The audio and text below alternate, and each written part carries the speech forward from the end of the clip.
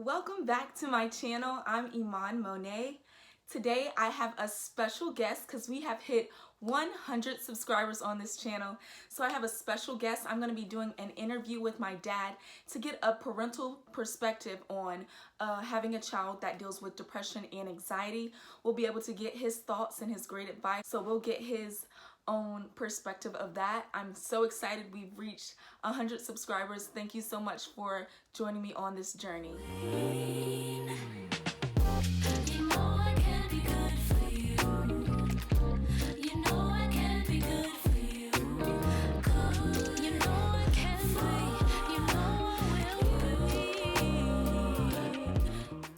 Alright guys, so here's my dad. He's going to be doing a quick interview for me. Hello everyone, let's go ahead and get started. I don't know, she hadn't given me any of the questions, so we're going to just go from the hip. How about that?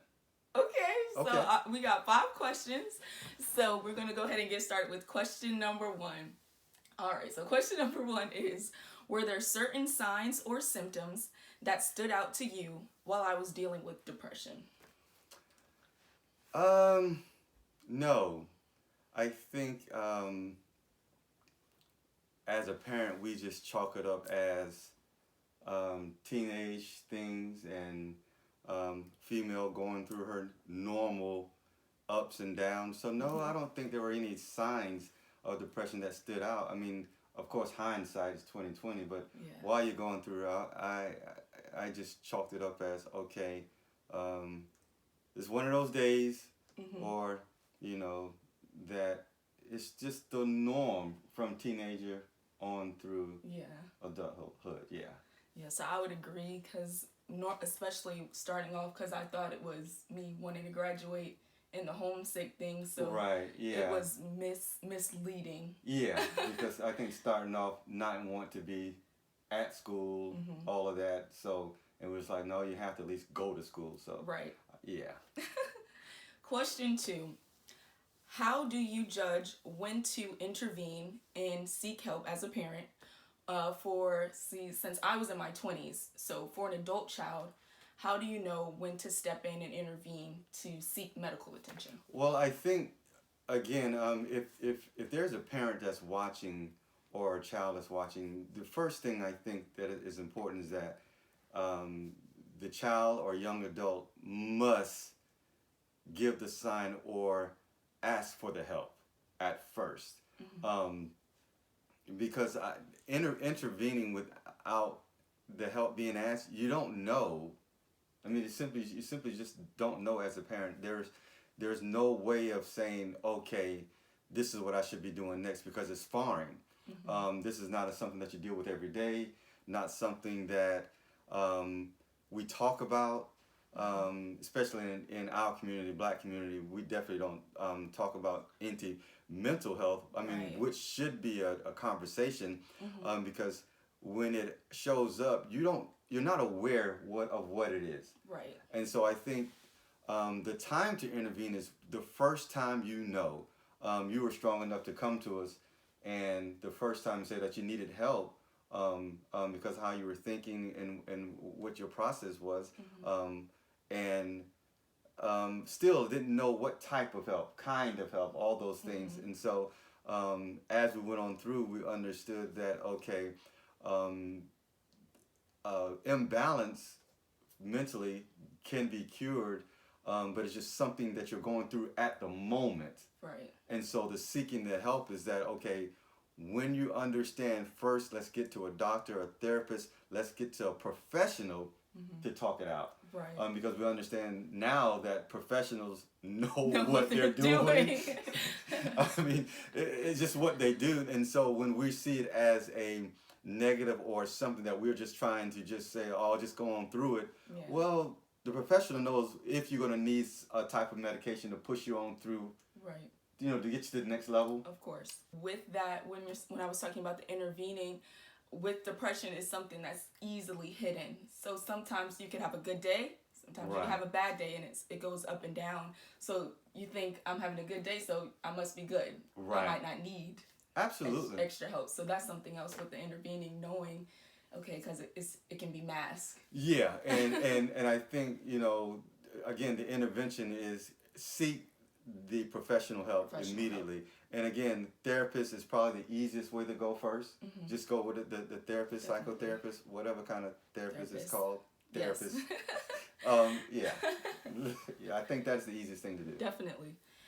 Question 3, and you kind of already went into that. Were you apprehensive to me taking antidepressants, or were you open to it? In the beginning, I was open.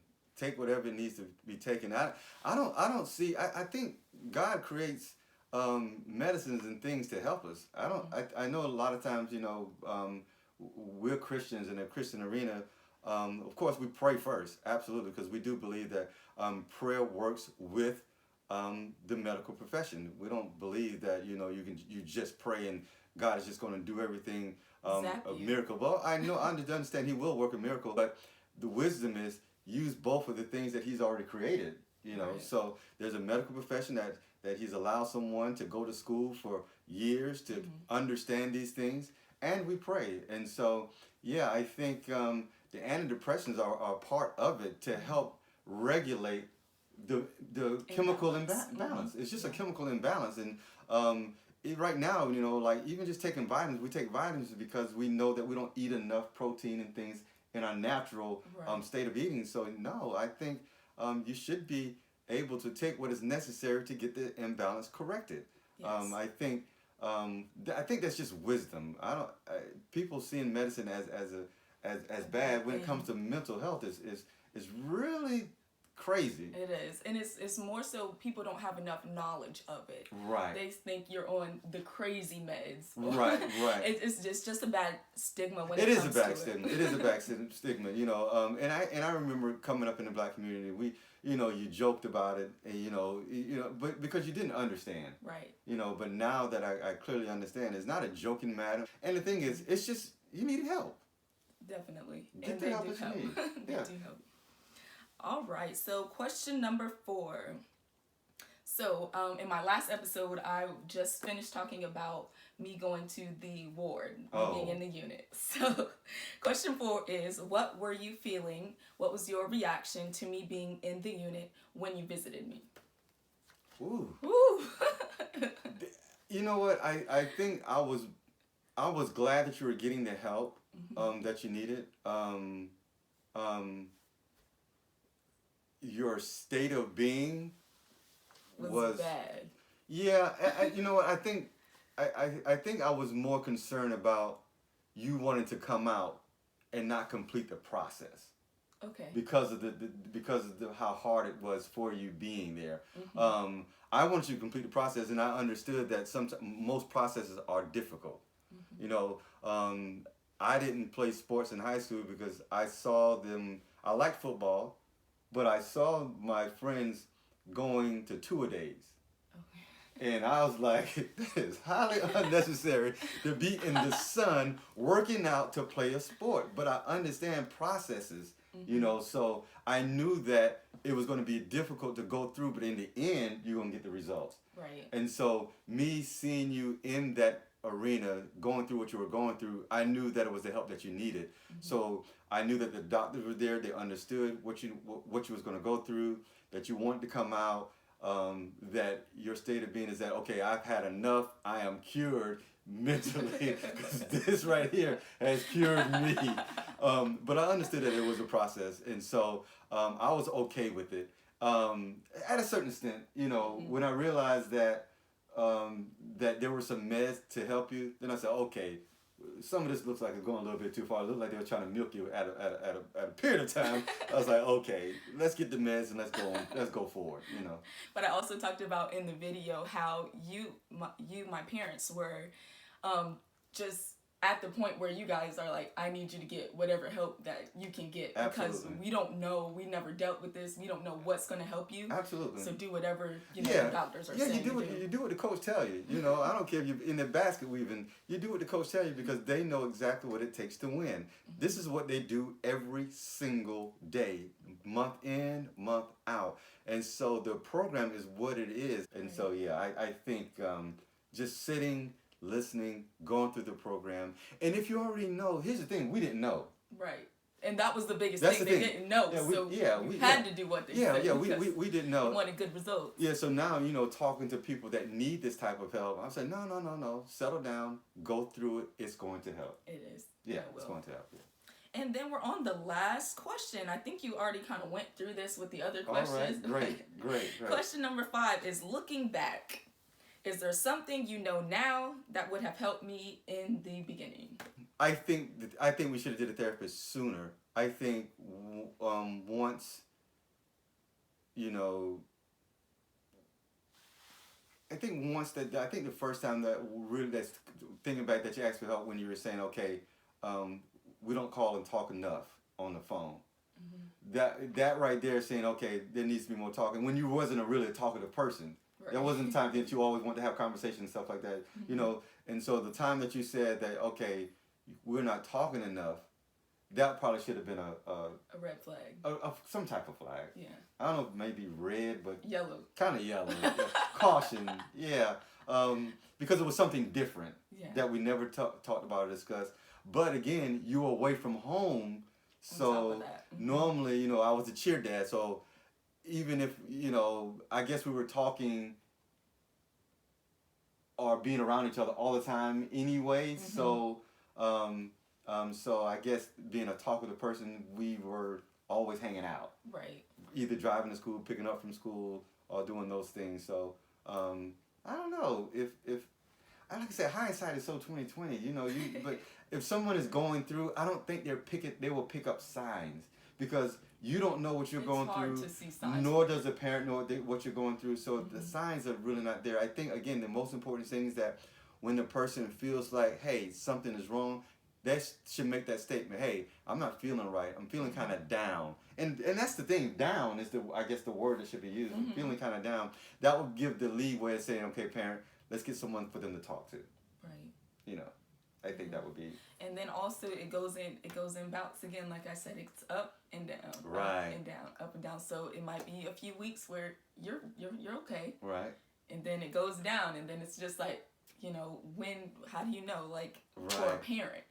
Because, you see your child sometimes, they're in a good mood, they're around family, around friends, right. Things like that. And then some days you might notice, okay, they've been in the room a little bit too much, or they're not really talking to us or something right. like that. What do you think about, like, maybe like a younger kids? Because I was like in my 20s, so right. That's one thing. But what do you think about maybe younger kids? I think younger kids say it more. I think with a young kid, they're saying, when they get upset, they'll blurt it out. I don't want to live anymore. I don't want to be here anymore. Mm-hmm. I feel like killing myself, because I've been around some parents where they say, hey, this is what my child is saying. Okay. And this was prior to your thing. And my advice to them was to bring him in so that we can talk. So they will always bring them to bring them in, and we'll communicate and we'll talk, not knowing that was a type of therapy for the child. Mm-hmm. But that is not my profession. So now I will say, hey, bring him in, talk to me. And then as all of us are then, I will say, hey, find a therapist, find mm-hmm. them someone to talk to so that they can communicate. Definitely. Because, kids don't want to talk to their parents about everything. And then they think the parents is the problem for the most part. The parents are going to be the problem for most children. Yeah. Because that's just how it goes. And so they need to have a third party where they can vent and mm-hmm. talk to. And then that professional can say, okay, then they may need some meds. Mm-hmm. And again, get the meds. If they need the meds, get them the meds. Please. Don't be saying, well, I don't like the way they look when they're on the meds. Hey, they don't have to be on for a lifetime. Right. It's a chemical imbalance. You watch them and you say, okay, they're fine now. Let's begin to wean them off. Mm-hmm. Yeah, absolutely. Definitely. All right, well, this has been a great interview. Okay, Thank you so much for your time. Absolutely. I know it's a lot going on, so you took your time to do this interview, so I appreciate that. All right. It's my pleasure. To those that are out there, again, that needs the help. We've been blessed and been fortunate that it didn't end in a negative way, that we're able to be here and talk. And again, it's an ongoing thing where you have to, still be open, right. Still monitor. Yeah, it's an ongoing thing, but it's not a fight as it is just maintaining mm-hmm. Good relationships and maintaining health. maintaining your faith in the Lord. It was my pleasure. Thank you. Thank you all, and you all have a blessed day. Thank you so much for watching this video. Don't forget to comment, like, and subscribe if you haven't. I also have done a collaboration with Rosie, All Rosie Writes. You definitely want to check the link in the description. Check out her blog. She has also featured me on her blog. So you want to check that out. I'll have all the information in the description, so don't forget to check that out. In my next video, we'll get back into my story, get back into the follow-up care of me leaving the unit. You want to keep looking out for that information, so just stay tuned, and thank you for viewing my channel.